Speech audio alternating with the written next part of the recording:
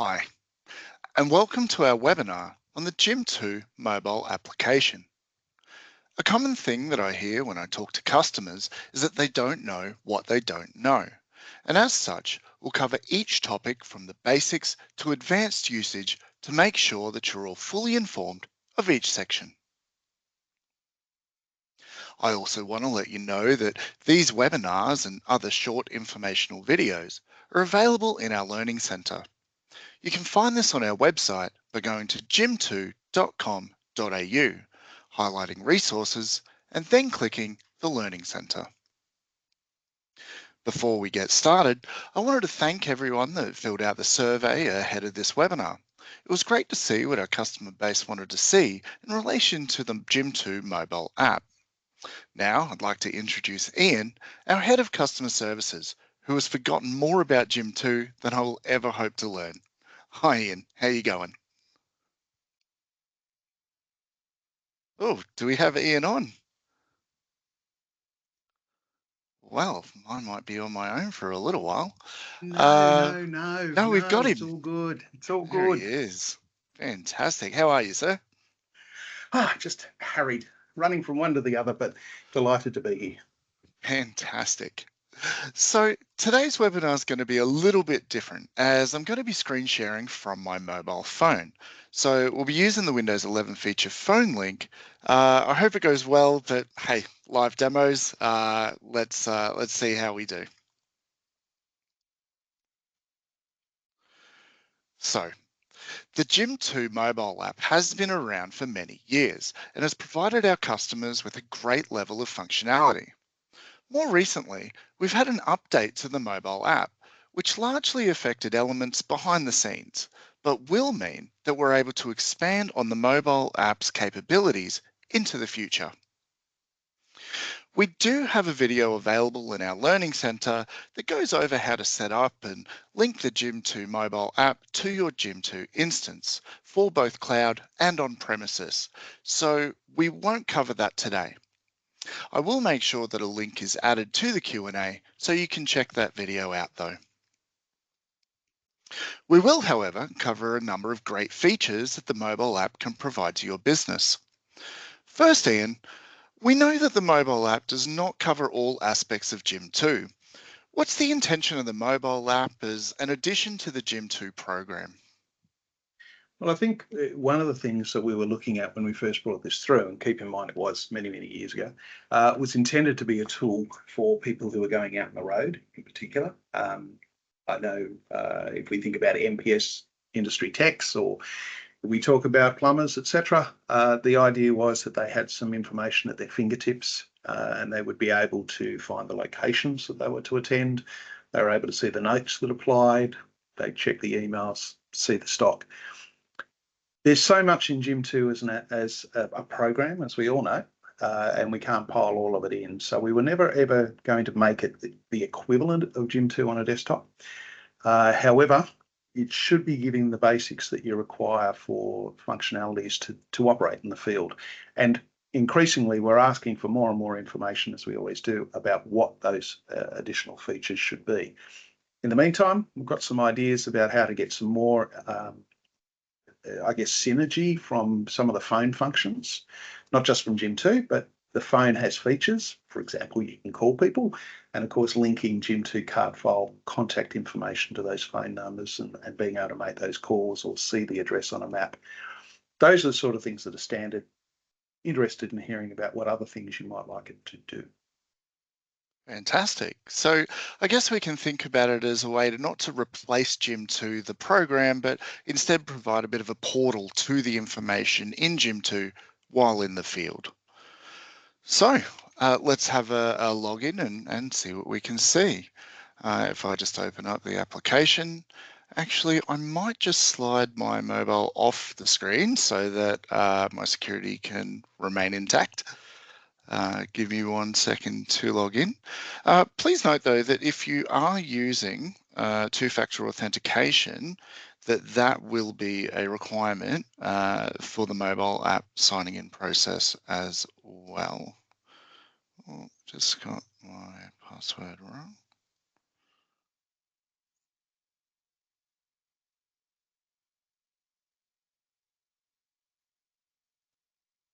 Now, if we can all just distract Ashley so that he can't remember his password. Absolutely impossible, sir. Good work, good work. Okay, so now I'm logged in. I should be able to use my mouse for most of the actions so that you can see what I'm interacting with. Ian, what's a good place to start? Well, despite the fact that everyone else calls it the hamburger menu, I don't. But up in the top left-hand corner, where we are able to click on that button, then we can see some options that are available to us in terms of how we want this set up. Now, the options that we say here are things that are like starting points for you when you start using Jim2 Mobile and then continue to operate it. Setting a PIN code, enabling fingerprint, and if you have an Apple iPhone, then you'll also have a Face ID options showing here on this space. So to make it easier and easier for you to log into the system. Notwithstanding what Ash said about MFA, that MFA does apply here as well when you try to log into Jim2 Mobile. We then have the other options, the other things that are defaults. So things that you don't have to think about. If you've got a particular way of doing things, a particular listing of things that you look at all the time, then you can set up some defaults to assist you to create lists on the fly and other pieces of information you want to be automated for you, to be there waiting for you. There was also the point just above there of the signature. And the signature is about your signature. So in Jim2, we store signatures of users as documents, and you can see them in Jim if you store them in there. Those documents, those signature documents, can then be used so that when you print reports, for example, out of Jim2, your signature is already on them, depending on which report that is, and we'll be talking about a few of those later in the webinar. Here, though, if you didn't like the signature you had already stored, you can update it. And remember, it's your signature. It's about you as a user. Fantastic. Okay, so jumping out of options, maybe we can start taking a look at some of the tiles. If we take a look in jobs, well, actually, most of the tiles are set up in quite a similar manner, in that we'll first see the lists associated with that object. Now I've got the Jim2 that this is drawing from open in the background here, and we can see the job lists that are also accessible application.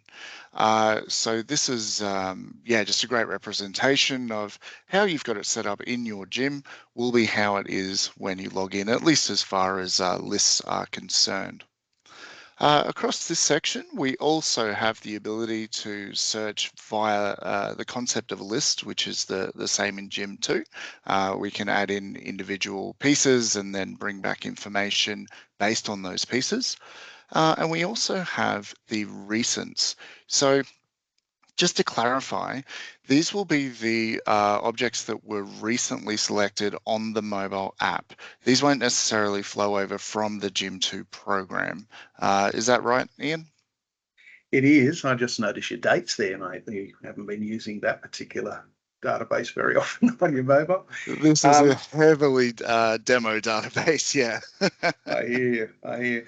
Look, it's you're right. In terms of the layouts here, they are reflecting the things that you've set up as a user in Jim2. And for some of our customers, where the technicians in their companies are using Jim2 Mobile, it may be that someone else has to help them set some lists up in the desktop, if they're not familiar with it, under their user, so that they can then see them already sitting here in the mobile app. So just to explain, you can see job test list is a list that Ash has in the mobile. It's also sitting on the left-hand side in the nav tree on Jim. If Ash was a technician and didn't really use Jim desktop, then probably someone should sit with Ash and help Ash develop those lists so they automatically show when he logs in on his mobile. Fantastic. So if we go into one of the lists, we can see some preview information on each one of the jobs. As Ian kindly pointed out, the dates are a little bit long in the tooth on on my demo here. But we can actually then also go into a job to view the information for the job. Now, most of the fields that are available in Jim2 are also going to be available in the mobile app. We've got the header info, which is on the job tab, and this could include information like created dates and the name of the person that it's in, as well as asset codes that may be related. We've also got the comments section moving across the top, so see any comments and emails that may be on the job. The stock tab will show any stock. Labor, of course, will show labor. Apply stock is a type of stock that we can use as a checklist. So if you're unfamiliar with apply stock and feel like you might need some checklists on jobs, then by all means reach out and let us know. We can help point you in the right direction there. Much the same as Jim2, we've got linked jobs and quotes. Any documents that are associated, and of course notes, tasks and reports. Now on the reports, Ian, we've got some that are blue and some that are black in the icon there. What is the difference here? Yeah, great. One's blue and the other is black. Very comprehensive, thank you, sir. If they're blue, we're saying there's some interaction that you can have now with the client. So blue would indicate potentially that the client's required to sign something or has a form that you can deal with where you can ask them to fill it in. Those reports, by the way, that you're seeing, these are obviously system reports. You'd be familiar with them. But if you would like reports that will interact, and they don't exist at the moment, just to have a chat to us and we'll work out what we could help you with there, whether we need to write a custom report specifically for it or whether there's something else we could provide you with. Signable reports are great, things like delivery notes to confirm that things have been accepted, work has been completed. They're really good tools to have at your on your phone, and you can provide that information instantly back to Jim2, of course. So blue, signable, interactive; black, standard static reports that you can provide. You can email them, you can print them, but they don't have any requirement for interacting signatures, etc. And as I've just pointed out, we can click the signable button at the top to have the customer enter a signature that will then appear on the report. But on this side, we'll actually find the signature I entered earlier in options, as this was someone, at least in this case, signing on behalf of Happen Business. And so that's where you'll see those ones popping up. So once we've got that signed, we've got a couple of options. First of all, that will automatically save against the job. And then we've actually got a share button here, which will allow us to then send it through different various messages as available on your phone.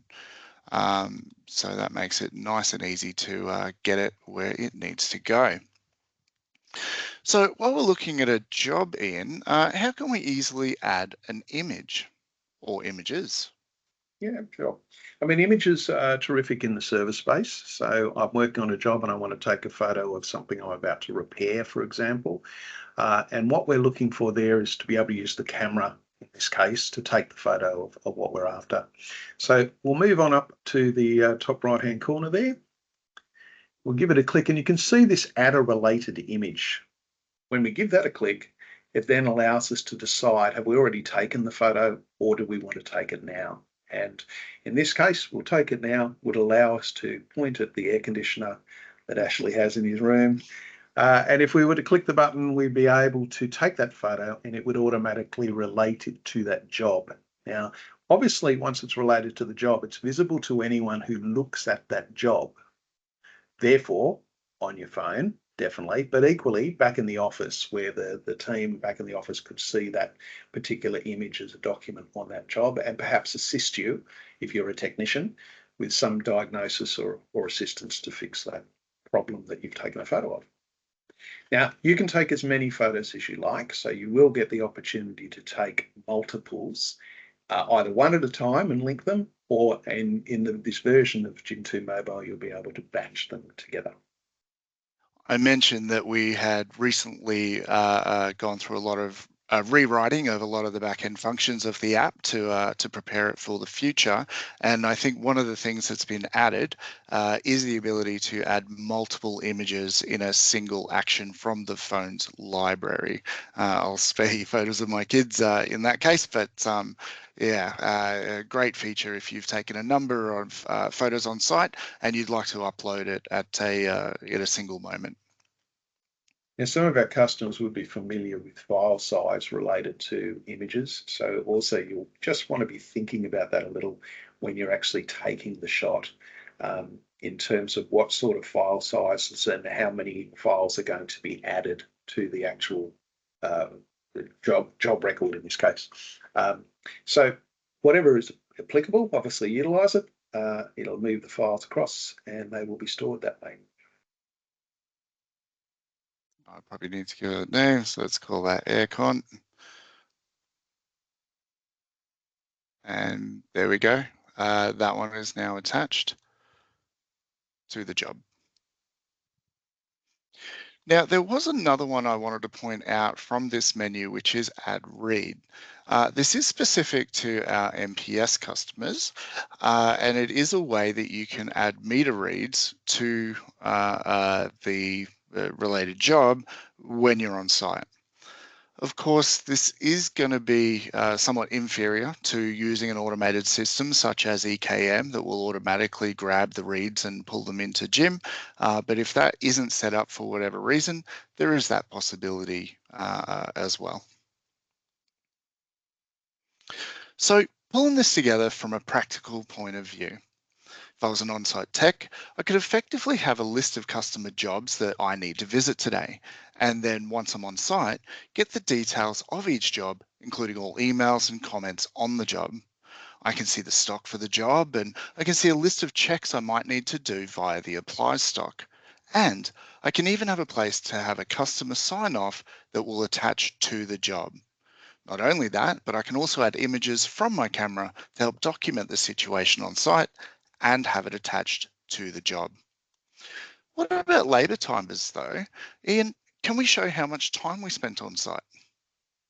Yeah, well, definitely labour time is an important process for our customers. I mean, we're looking at how much time it takes to travel, how much time it takes to complete work, and all that time can be tracked by utilising Jim2 Mobile. So once we have the job available to us, we can pop up to the pencil. That is, put it in edit mode. We go to our labour, and here we can see the actual labour entries that are going against this job at the moment. Now, the beauty of this is that by clicking the plus sign, we can start off a timer, and so Jim can start ticking its way through as you're doing this work. Now, when we talk about these timers can be concurrent. Multiple people can use timers. Timers can be running in the background on other jobs. The idea is for you to accurately record how much time you spent doing an activity. Within that activity, sometimes, however, you will have the need to pause or to stop, for example, a lunch break, or there's some reason you don't want to put the time on a job, but you want to come back to it. So the timer functionality allows us to pause in the middle of that process and then restart the timer for that activity. It may also be important when you deal with the timer to be putting in some degree of comment. So that is something as to explain the amount of time you're taking here. A common example of that is travel time. If you used a timer to say, well, I'm traveling from site to site, and so I want to track it, you might need to explain a delay, for example, through the flat tire. So comments go to jobs. They will sit in the job, of course, just like they do if you added actual time directly into the desktop version of Jim. Fantastic. So I'll just save that edit and we can point out a couple of things around timers. First of all, when on the job, we can see a number 1 against the labour timer tab. That's letting us know that there's an active timer running at the moment. If we go to the home page, we can also see a number 1 against the timer entry at the bottom of the screen. If we go into here, we'll be able to see any active timers that are currently running. You can also switch over to the Labor tab and see timers that are running or have run over these periods of time. So to then end the timer, we simply click on the timer, go to Edit and click Stop, and then Save. Oh, I did just recall though, there was one more thing I wanted to show you. If I just rip in and start another timer,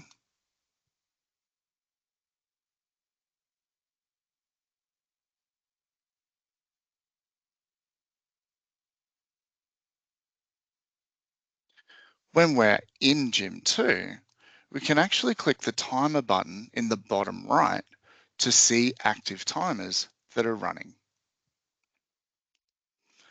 Now, I like this point because what we're saying is that people can be in the office looking in the service environment, and the people attending our webinar today are far more skilled at this than I am, but they can be sort of seeing what's going on while the guys are in the field or the girls are in the field doing their thing. So we're seeing where they are in terms of the timer and the attention to jobs, seeing the changes to those jobs, because every time they do changes, add documents, add photos, you're going to be able to see them.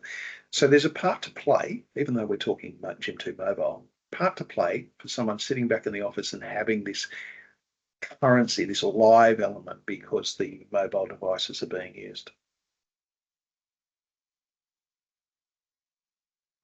Okay, so let's get back to the main screen and let's switch, let's switch over to the actual Jim2 program and take a look at scheduling. Ian, what's the benefit to scheduling tasks associated to jobs rather than just having a list of jobs that you need to complete? Well, obviously with scheduling, we're trying to talk about who's available to do the work. Now, in the case of scheduling, one of the pictures we have is let's schedule for next week. So let's work out who should be available, and therefore let's allocate some work to them. Scheduling it here will also show on Jim2 Mobile. So a tech in the field who has scheduling already applied at this point would be able to see that same scheduling on their Jim2 Mobile device and see the different jobs that they're going to go to.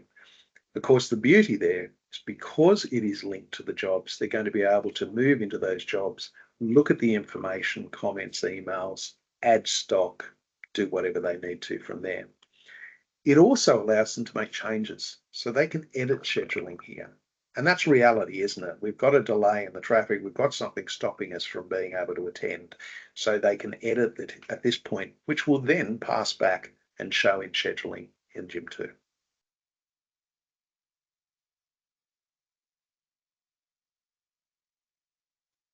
It's a very long It's a long restocking job, yeah. Um, Fantastic. So if we take a look in Jim2, we can actually see a more full view of all the different workers that are scheduled to do different jobs. Whereas looking in the mobile application, we can actually just see it's for one person. I've made a bit of a foo-foo there, but that's okay. You can see other workers' tasks if we go to selected and then choose the worker, but it will default back to the individual that's signed in to make sure they're able to see their tasks more easily. If we tap on a scheduled block, we'll be able to see the information about the task. We can actually also go to the job directly from there to see the information about the job. This may include asset numbers and any information that you may need from comments, stock, etc. But from here, we can actually go to the card file and then tap on the Maps icon to launch the mobile's map application. It will then be able to get directions to get to that job really quite easily. Now, let's say that we're on site and we can see that the customer would like a price on a new piece of equipment. Well, we can easily do that by clicking the plus button at the bottom, and this is to add objects. So in this case, we'll click Add Quote Lead. We'll add in our friend Blonky.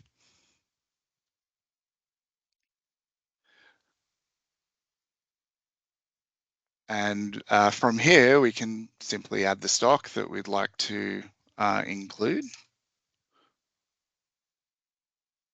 and how many of them.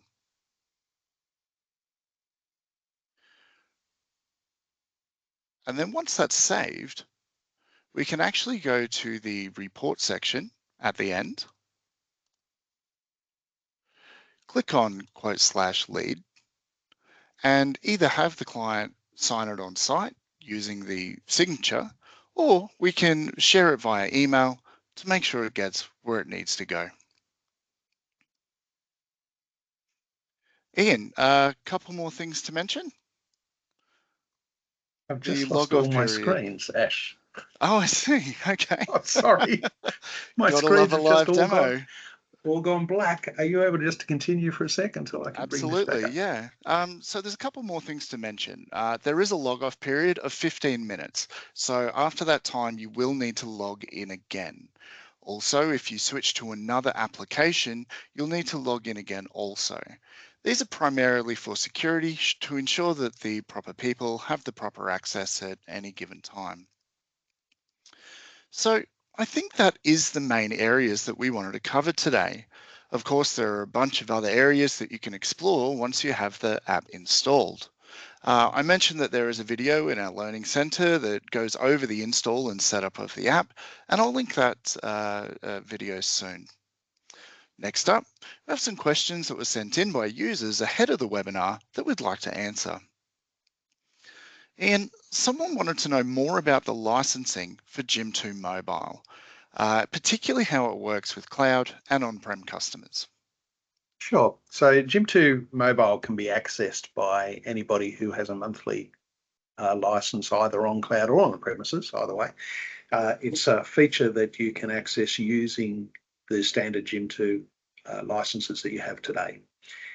Each time in that circumstance that someone wishes to utilize Jim2 Mobile, they will use one of those standard licenses. So nice simple example, small business has 8 licenses in Jim2, runs it on premises, for example. Then as soon as somebody uses the mobile, they're using one of those 8 licenses to access that information. In some businesses, they find that getting individual Jim2 mobile licenses is a way to deal with the overflow. So again, let's take that business that had 8 licenses. They could also purchase a further, let's say, 3 mobile licenses. And the first license that gets used on mobile is a mobile license. It's not touching those original 8. So it's a nice, easy way to be able to increase and decrease license count. It allows you to get more access for mobile for technicians without having to have a license for every individual technician. They can share them. And if you don't want to, when you want to dabble just by using your standard licenses, you can do that.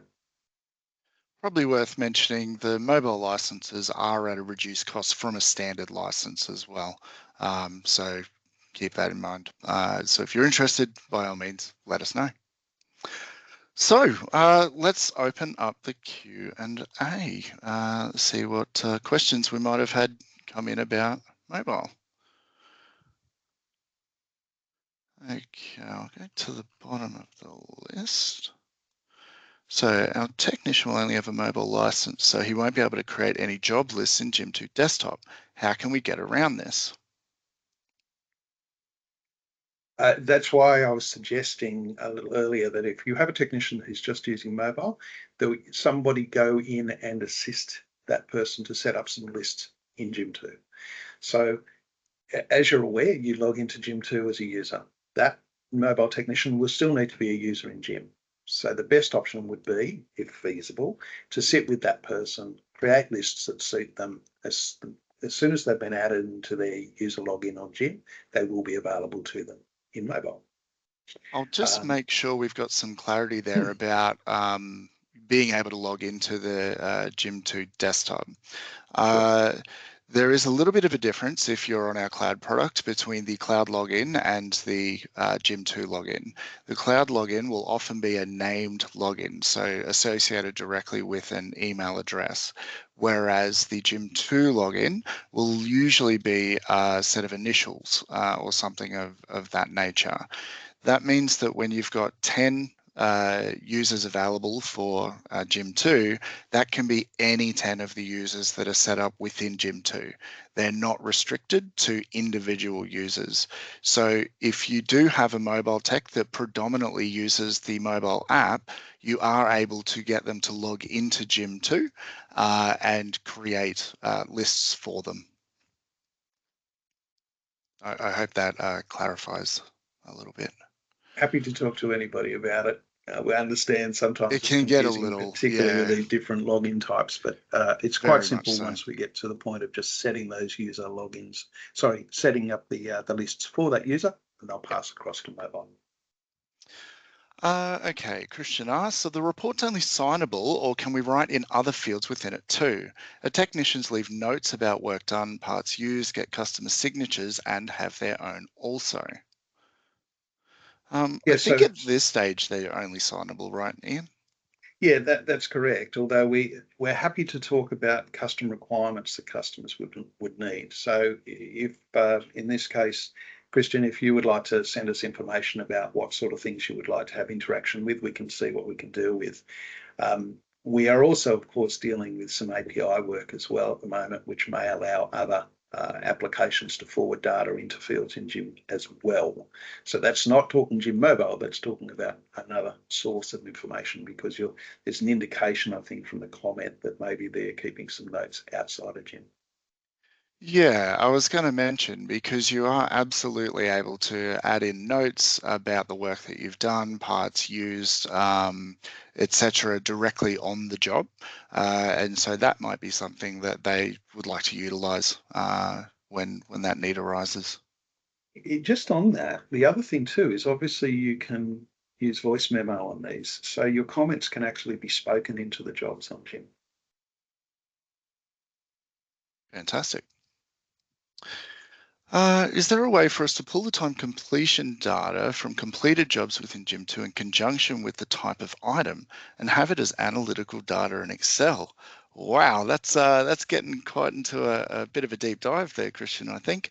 That might be something that we can look at with you outside of the webinar, I think.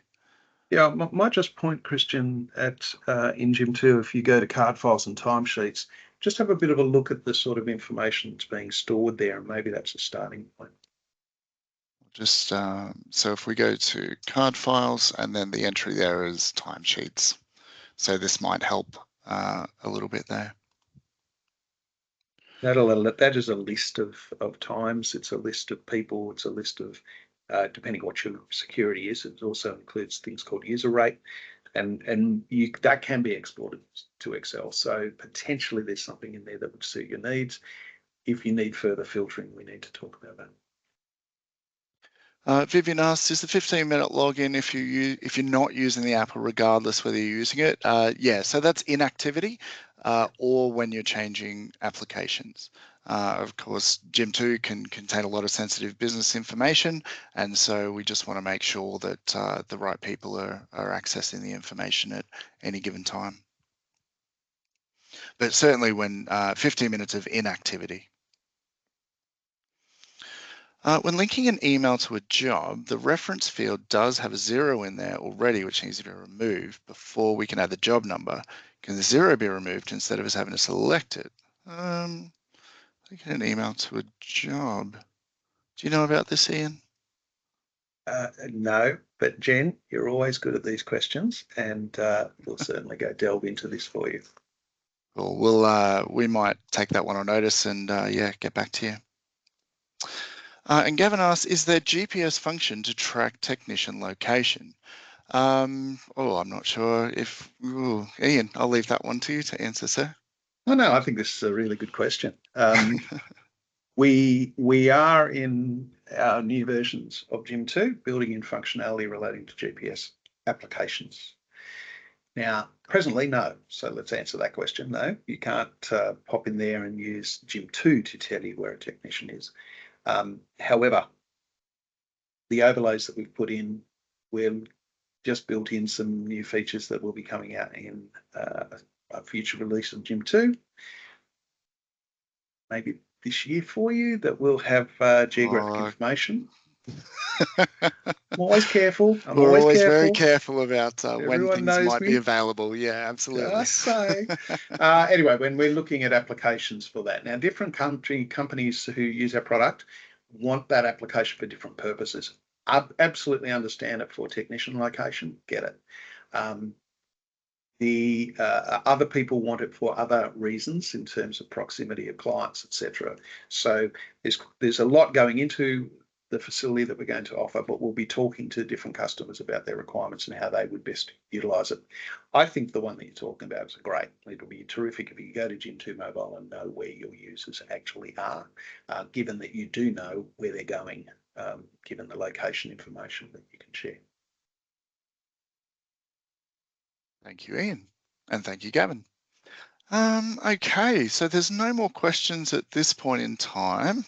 If you wanted to throw a couple more in, anyone, then now's the time.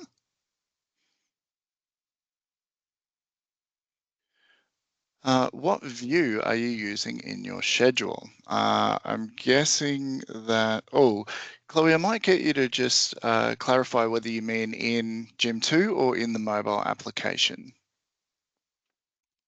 I can actually talk through both, but yeah. Yeah, well, let's just discuss it for a sec, because it's a little different from lists. Now, in lists, in jobs, for example, in mobile, we reflect the lists that the users have set up. We don't have that in scheduling in mobile. In mobile, you set up what you would like to look at. So that was either your own resource or selected resources. It's not using views that are coming from your user views in the Jim2 desktop. Okay, so that's because in Jim2 Desktop, you can set up hundreds of different views. We do not utilize any of those. What we do is we say in Jim2 Mobile, you can choose to look at yourself. You can choose to look at yourself and others, but it's just a straight view for the mobile.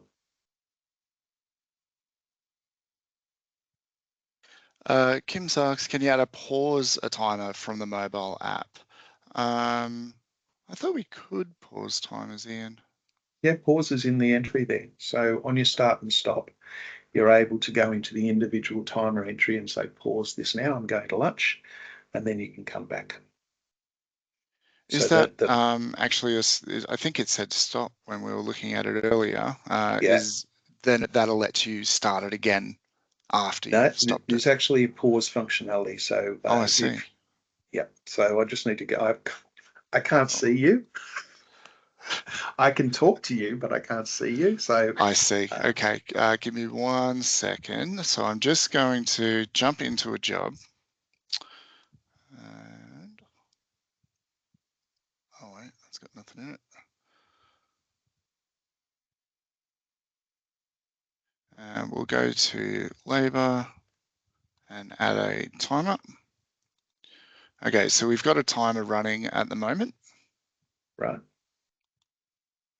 And when we go in, we do have pause time that we could enter some minutes, it looks like. I can't see a pause entry.